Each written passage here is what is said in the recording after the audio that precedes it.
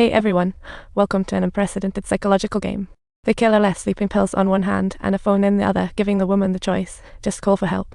She could live to tell the tale, but with the risk of her face becoming a public disaster. As a star, that was a hard pass, so she took the pills, leaving Morgan and Mills struggling in the hunt for the killer. Just then, Mills heard a voice calling her name from behind, but when she turned around, she was utterly floored. Nobody expected Joy to walk into the precinct, drenched in blood, confessing. What's going on? And it's even more chilling. Before confessing, Joy gruesomely mutilated herself, proving she's not just cruel to victims, but also has a flair for self-sabotage. Yet, despite Joy's confession, Morgan and Mills both thought, hold up, this is way deeper than it looked. Joy needed 2 more kills for her ultimate goal, so confessing now makes no sense. But before Morgan and the team could figure it out, Joy's lawyer revealed she had hidden 2 more bodies and was willing to disclose their location. She would only show Mills and Morgan the way, but it had to be at 6 o'clock today. No deal, no bodies. To everyone's surprise, the chief said she'd rather let the bodies rot. Mills jumped in, saying there's no point debating. Since they caught Joy, the creep heaps of trouble loom. Mills cursed the attorney, but the lawyer couldn't care less, casually telling everyone that if they didn't comply with Joy's demands, he'd claim insanity to escape, but Joy would confess if they agreed. Just then, Morgan chimed in. If Joy claims insanity, their little chat could be used as evidence of coercion against the police, so to dodge a media storm. The higher-ups agreed to Morgan. Always suspicious, Morgan knew Joy had an agenda.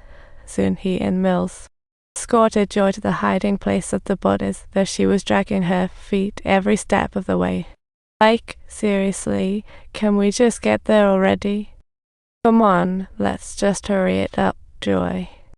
The chief had airborne support tracking their vehicle, because let's face it, with a psycho like Joy on the loose, they couldn't just send Morgan and Mills solo. Meanwhile, Joy was trying to convince Morgan and Mills that everything he did was sort of God's work. He believed he was punishing the guilty, but Mills was flawed. He thought Joy only targeted innocent people. Plot twist.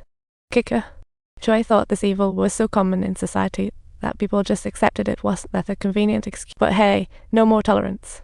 He's created a role model for everyone to study and emulate. What a unique teaching method to change this dirty world. Joy said Mills should thank him for making his name legendary. He's here not because Mills and Morgan are great, but because he wants to. She was confident, almost arrogant. He had the swagger, knowing police had no evidence against him before confession. Then Joy intentionally provoked Mills, but no one knew why. Soon, the 3 arrived at the body hiding spot. When they got out, Joy asked Morgan a strange question. When will we get there? I don't know about the rest of you, but I already know. Why are we even here? It was like watching a toddler with a video game, just too much back and forth. I'm just wondering, 701. And confused Morgan had no clue what she was on about. Suddenly, he spotted a truck, knowing it was Joy's doing. Morgan told Mills to watch Joy while he intercepted the truck. To his surprise, it was just a delivery driver who said someone paid $500 for a 7 p.m. drop-off. The package was for Detective Mills, obviously Joy's doing. Morgan sent the driver on his way after he dropped it. At first, everyone thought maybe it was a bomb inside, but when Morgan carefully opened the box, he found some bloodstains. Yikes. Then he saw the shocking screen. At that moment, Morgan realized Joy's true purpose, a plot with no bodies. Realizing the truth, a panicked Morgan rushed to Mills, urging him to drop his gun while Mills was still out of the loop. Meanwhile, Joy told Mills he envied him for having a happy life and a beautiful, understanding wife. Jealous much. Step away. There's nothing I can do, so I brought you a small gift. Her lovely head.